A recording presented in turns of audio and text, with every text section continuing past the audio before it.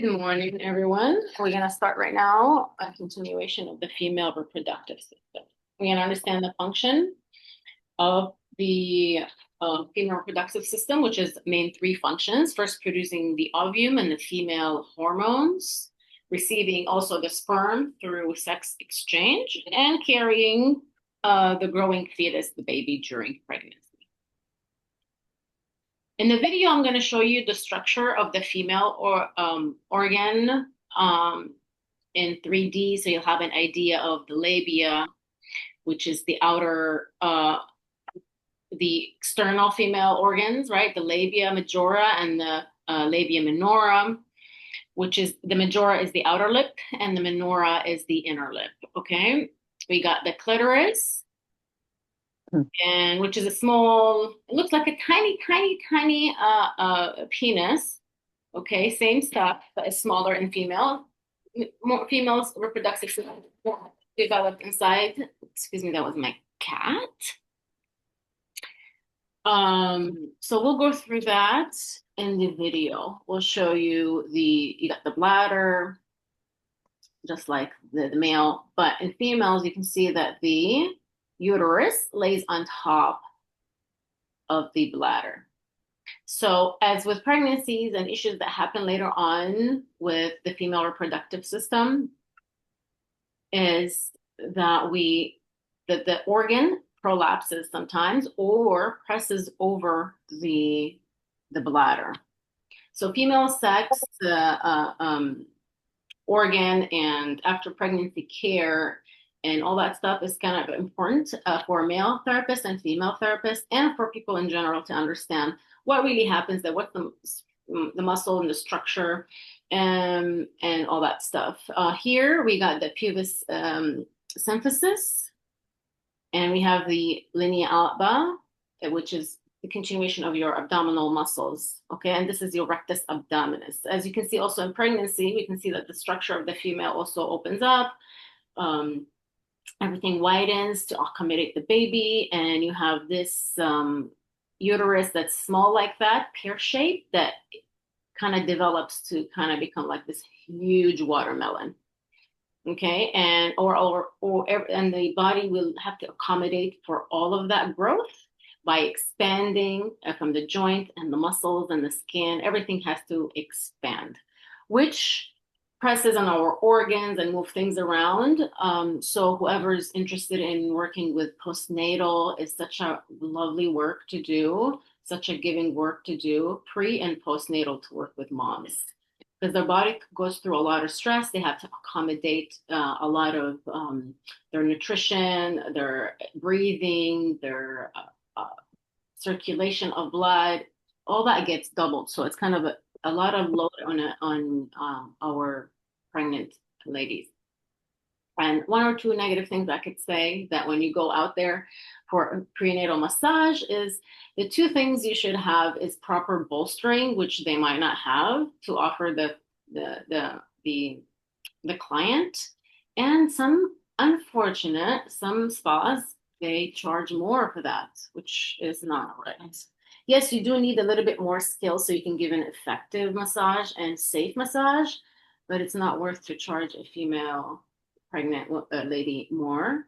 They usually will give you a really good tip. So whoever's really into or thinking of the postnatal massage, pre-postnatal massage, I highly encourage you to do so. Okay? So we'll come to the video and we'll show you in detail all that stuff. Let's start first with one by one. What's each part? So in the female internal organs, we're going to start with the vagina. So it's a muscular tube or a canal that leads to the vulva, which is the opening, to the cervix, all the way to the top, which is the birth canal. That's also where the penis is inserted and where ejaculated sperm is going to go through the canal by intercourse, which everybody knows what that is. Now, the Bartholian glands, these are glands that releases a mucus substance that lubricates the birth canal or the vagina. The males have also these glands that lubricate the urethra. Same thing with the female reproductive organs. We do have these glands that get stimulated and produce this mucus substance for lubricating the vagina. Okay. There's more stuff to talk about those glands, but for later. Okay. Then we have the uterus. It's pear-shaped, so it looks like a pear kind of triangle-looking thing. It's also a muscular organ. It consists of the upper portion, the body, and the cervix or the neck, which is the one that expands to a watermelon after. Okay, then we have the oviducts, which is the ovarian tubes. Probably you know them by that name, which carries the egg from the in the female reproductive system, carrying the egg through the tubes to the, if it gets fertilized, to the uterus. If it doesn't get fertilized, it's gonna go outside in the menstrual cycle. Okay, so the ovaries themselves, like we have testes with the men, reproductive system. With the female, we have the ovaries. So it's a pear shape. It's an egg, like a granular looking, wrinkly looking organ located in the pelvis. And we have one on the left, one on the right. And what they do, they produce the egg, as well as sex hormones, estrogen and progesterone. Okay, next we're going to talk about the menstrual cycle, which is the follicle developing in the ovaries. So the follicle is before it becomes an egg. It's a follicle. Alrighty. So with the follicle develops in the ovaries, and what they do is they produce estrogen, which is the female hormone in the ovum.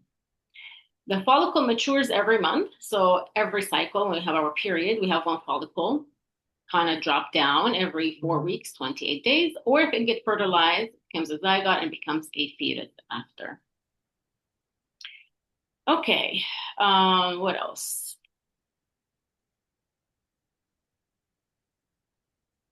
Ovulation. So through ovulation, there's this hormone that's called luteinizing hormone, which helps transfer the follicle into the corpus luteum, which we're going to see in a little bit, which is an endocrine organ that's inside the ovaries.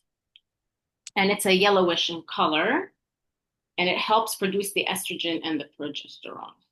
And the estrogen, just like testosterone in the male reproductive organ, it gives you the male characteristics. Estrogen gives the female characteristics like the breast development, the body contouring, you know, what makes a female female. Okay, and then the ovum is carried out through the ducts and to the uterus. Cool. I'm gonna just go through all of this, and I'm gonna show you the 3 videos in a row. And that will give us more kind of visual. And then we'll stick in. So with pregnancy, it begins with conception, where the egg and the sperm come together to create a zygote, and the zygote gets embedded in the uterine wall of the pregnant mother. Okay. So which takes place, the fertilization takes place 3 days after your ovulation, after 1 million sperm try to compete to get fertilized. So 1 sperm only gets fertilized. So the implantation happens at the uterine wall, and the nutrition that the baby gets through the amniotic fluid. Okay, fluid. And where the sac where the baby's kind of housed. That's where the baby gets its nourishment. As well, it gets the nourishment with blood through the placenta. And the blood of the mother and blood of the baby, they don't kind of mix together. So the baby is housed by itself in this amniotic fluid, where it can breathe through it, gets nutrition, and also expel waste to the placenta. So, or uterine fluid, that's another name for it. So that's where the baby gets nourishment. Now, what happens to the mother's body when she's pregnant? The metabolism changes. That means it has to eat more. An average of at least 500 calories a mother has to eat to accommodate for the continued growth of the baby. And eating well while pregnant is very important. because that's the profile of the food that your baby will like, and whatever you eat is what's going to nourish your baby as well. So eating healthy foods and not high sugar, and overeating because you're pregnant, that's not a good thing. So eating proper really helps during and after pregnancy. And the things that the mother go through that has to accommodate with is going to be, again, the blood is going to pump more blood. The mother has to breathe more breath, and as well, the mother is going to excrete more waste than than before. So if you're eating unhealthy or having a bad load on your lymphatic system, you're going to have a harder pregnancy. So having prenatal massages helps a lot in releasing all the fluid tension and the joint pains in the body.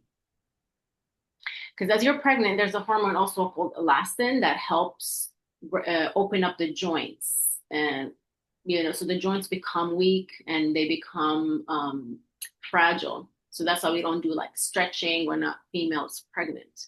We focus more on lymphatic flow and getting her comfortable as much as possible. So if the load is on the heart, it's going to be heavy. You're going to notice they're going to have a hard time breathing. Okay, hard time breathing. They have a lot of pain in the pelvis or around the waist, because that's where the body expands the most. You're going to see also a lot of fluid in the legs. So even if you don't, get lymphatic training specific, you can still learn basic lymphatic strokes, and you can add that to your Swedish massage for prenatal. Okay, other than that, let's go ahead and watch those videos to help us understand the anatomy of the female and the conception.